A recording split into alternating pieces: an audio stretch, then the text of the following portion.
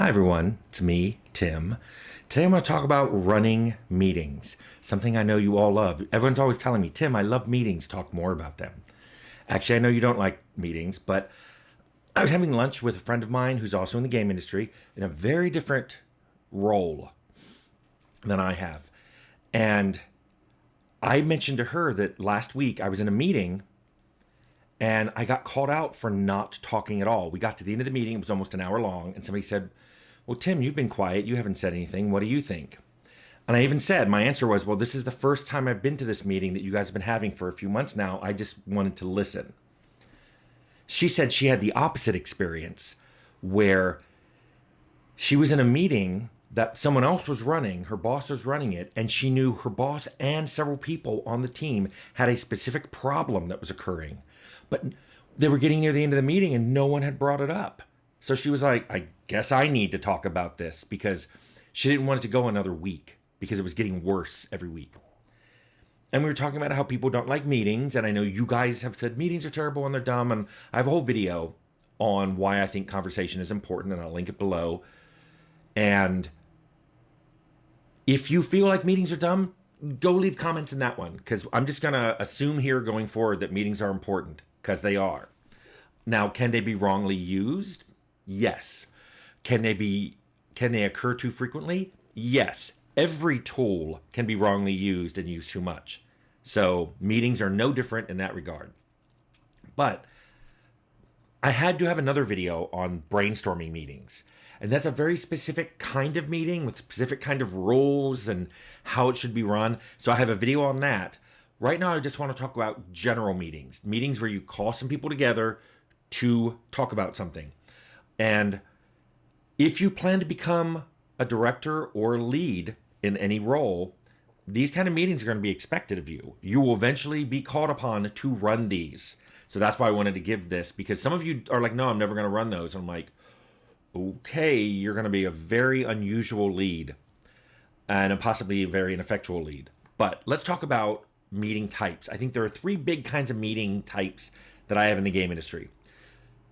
There are different types, but they also correlate with the size. The first one is informational meetings. These are usually big group meetings, like the entire team, or maybe even the entire company, which means these meetings sometimes can have 100, 200, 1,000 people in them. Sometimes they're in person, and we'd have them in big, auditoriums. At Interplay, we used to go outside, so everybody would be on the first and second floor balconies, and somebody would be talking to us from the first floor. Now it's all done in Teams or Zoom or something like that. But these big meetings are usually because some information has to be given to the team and they want to do it all at once. Hey, we just shipped this game, or hey, the reviews are coming in, or hey, we kicked off a new project, or whatever you want the whole team to hear, and you want to hear it from the same person at the same time. These meetings tend to be very short and very focused. There is discussion, but it's usually relegated to a Q&A at the end of the information block. Contrast this with directional meetings, which are smaller groups, usually run by a director, could be a lead, sometimes senior, and it involves the director talking to the producers or the leads. And this tends to be a longer meeting. And again, information tends to be flowing down, but there's a lot more questions being answered during the meeting, because these are all your leads and you're usually telling them stuff. And this is why I call it directional. You're usually saying, hey, in this game, we're really trying to, let the player have a lot of agency. So I'm starting to notice railroading in level design or railroading in dialogues. We got to stay on track. Focus. It's not something, you're not pulling one person out and going, you're doing something or someone's doing something wrong in your group. It's a director saying, hey, I see things not going the direction I want them to go, the direction that our pillars imply we should go.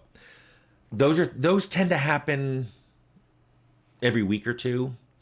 And then there's actionable meetings. These are sometimes called strike team meetings. This is the smallest group. I've seen a strike team of 2 people. You could have, in general, strike teams are like 5 to 7 people. It's whatever fits comfortably in a small conference room. It's very focused. Strike teams might meet 2 or 3 times a week if they need to, because they're usually implementing a particular feature, like inventory might be a strike team. Or it might be a small area on a map, like we're doing this dungeon or we're doing this town. And there's a strike team to do it. So it's a mix of a programmer, an artist, a level designer, a narrative designer. Sound will come to strike teams, and they're all working on just this one particular narrow feature in the game. They need to have these meetings because they all need to be on the same page constantly. The slightest divergence, because they're working so quickly and so specifically, anybody goes off and does something for a week or two and then comes back, that may be a week or two lost. For all of these meetings, all of them, whether it's a giant informational meeting or a directional meeting or an action meeting, you should have an agenda. Whoever's running it should have an agenda. And I mean that. I mean, have a list of things you want to go over in that meeting. If you don't have it, many people in the group are going to say, God, you were just rambling. But if you do have it, still expect some people in the group to go, that was a very controlling meeting. You can, we were doing good stuff, and we started talking about this, and you moved us over here. And that's because if you have to choose between being called rambling and controlling, choose controlling. Rambling is always bad. So have a list of things you want to go over. That's how I do these videos. I have a list of topics I want to make sure I cover. You don't have to have a script. You don't have to write down everything you want to say to people in a meeting, but you should have an idea of the topics you're going to cover. That alone would get you through 90% of any of the informational or directional meetings and a lot of the action meetings. So now I want to talk more in detail about action meetings and strike teams or whatever your company calls it. Because I think there's things you need to do in that you may not do in the bigger meetings. The first one is, if you see something you don't like, say something. Don't let things slide for weeks or months. You don't even have to say, that's wrong, I hate it, this is stupid, which, judging from the comments, many of you tend to do. Instead, the best way I find to handle this is just go, I don't understand this. I don't understand this dialogue. I don't understand this character. I don't understand this creature. I don't understand this city layout. And then explain what's causing an issue for you. Like, be specific. That's what these actionable meetings are for.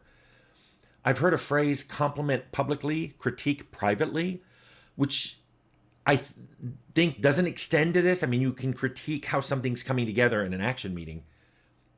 But I think what they mean by that is, if you really like some particular person's work, call them out in an action meeting or even an information or directional meeting. But if you're having specific problems with somebody, that's where you sit down with them privately and go, look, you're not doing this, or you're not doing this well, or you're not doing this right, or you're not doing this on time.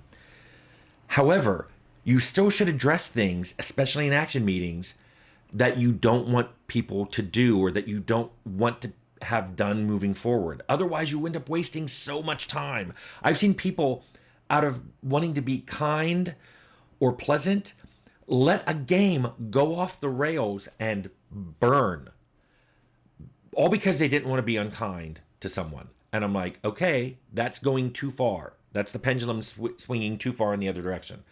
If you see something going in that isn't right, or even if you see a feature going in that isn't fun, you need to say something. Because if you wait 6 months, you just burned 6 months of time and money. You should especially call out if work was done incorrectly early on, because course correction is easier early, or if work is entirely missing. And I know some people are like, well, no, you shouldn't call it out. It shouldn't be done. Here's the problem, especially in small meetings like that. Because you're so focused, everybody probably can tell. Like, let's say some creature was supposed to be done, and then you have the weekly meeting and you don't even bring it up, and it's not in the game. Those people are going to be really worried. Is Tim not noticing this creature isn't done? Is something going on that we should know about? Just saying, hey, this creature wasn't finished this week. Stuff got behind on the creature queue. We're aware of it. We're going to have the creature done next week, and then you can move on. But just ignoring it makes people nervous, and you almost always know they're going to come up with some worse idea in their head of what's going on. The other thing that's cool for small actionable meetings is this is the time where people ask questions a lot, often during the meeting, and you should encourage that. You should even ask people for feedback, like what happened in that meeting I was in. Because if people come to these meetings regularly, the small actionable meetings, and they never talk, why are they there? And this is something I said in the brainstorm meeting. If you're coming to a small strike team meeting and you never talk or ask questions or are discussing what you got done, you don't need to be there. You could be sent a video of the meeting. You could be sent a summary of the meeting. And that would let less people be at the meeting, because the more people are at the meeting, the more chance it derails, the more talk past each other can happen. You want the meeting to be small and tight as possible. So if you have people coming who never talk, they don't need to be at those meetings. They can still be at the other meetings because usually it's not as back and forth as the strike teams are. But the last thing I want to talk about is a lot of people don't want to run these meetings. Forget the people who don't like meetings, which I know is a lot of you. Some of them don't want to run these meetings. And I will tell you, the ones who often very vociferously want to run meetings, those are the ones you don't want running meetings. Those are the scary people. It's like in politics, the people who want to run are frequently the people you don't want running. And then you see someone, you're like, why aren't you running? Like, I don't want to do that, but you'd be good at that.